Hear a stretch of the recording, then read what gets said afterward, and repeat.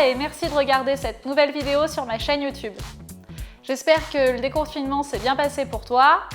Dans mes précédentes vidéos, je te parlais de 8 réseaux sociaux qui sont très tendance et très populaires en ce moment.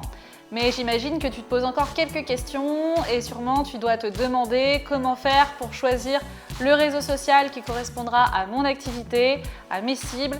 Et aujourd'hui, j'espère bien pouvoir te donner quelques réponses.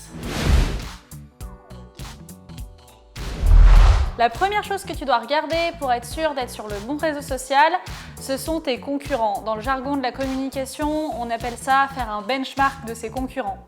La première chose à faire, c'est déjà de connaître tes concurrents de manière générale.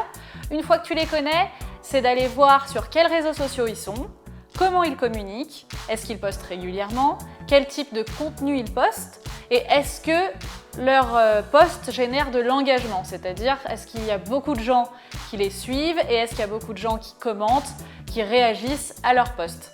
Ça te permettra soit de t'en inspirer si ce qu'ils font est plutôt bien, si leur communication est plutôt bonne. Sinon, si c'est plutôt négatif, s'il n'y a pas trop de résultats, si tu vois que la communauté est plutôt inactive, dans ce cas-là, ça te permettra de voir que ce n'est certainement pas pertinent d'être sur ces réseaux sociaux ou en tout cas que ce n'est pas la bonne manière de communiquer. Attention, quand je dis qu'il faut s'inspirer de ses concurrents, il ne faut pas les copier bien entendu, puisque ça ce sera très mal vu de la part de ta communauté. Il faut toujours faire des contenus originaux et donc il ne faut que prendre les bonnes idées pour faire tes propres contenus. La seconde chose que tu dois savoir, ce sont quelles sont tes cibles. Quelles sont tes cibles définies par rapport aux réseaux sociaux. C'est-à-dire, est-ce que ce sont plutôt des hommes ou des femmes ou les deux? Quelle est leur tranche d'âge?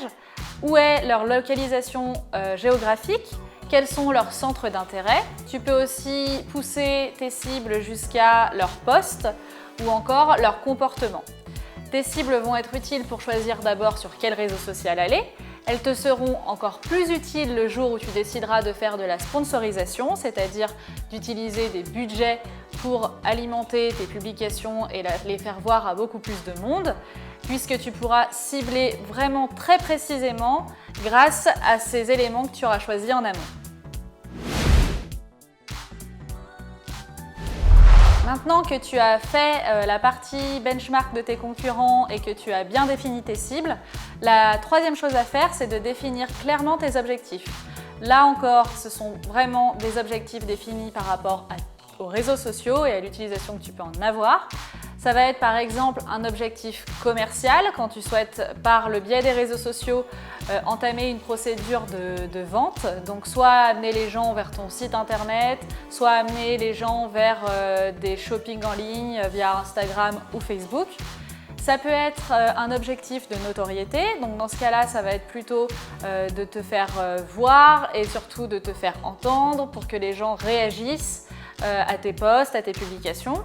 Ou alors, ça peut être un objectif de visibilité. Là, la visibilité, ce sera uniquement de te faire voir sans même attendre un engagement très spécial de ta communauté.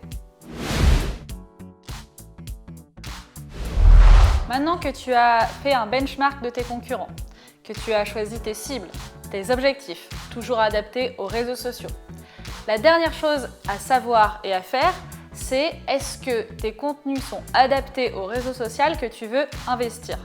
Par exemple, si tu veux aller sur Instagram ou Pinterest qui font la part belle au visuel, il faut que tu sois sûr que tes visuels soient de qualité, soient professionnels ou alors que tu aies le budget pour faire appel à un professionnel plutôt que de mettre des visuels débutants, amateurs ou alors pixelisés et qui ne vendront vraiment pas l'image de ton entreprise. Fais bien attention à cela puisque tu pourrais avoir fait un travail très précis en amont et ne pas avoir de résultats suite à vraiment une communication trop appauvrie en termes de contenu. Voilà, je t'ai livré quelques clés pour que tu puisses choisir au mieux le ou les réseaux sociaux que tu vas pouvoir investir.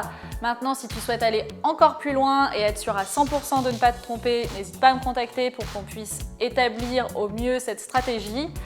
Merci d'avoir regardé cette vidéo et à très vite pour la prochaine.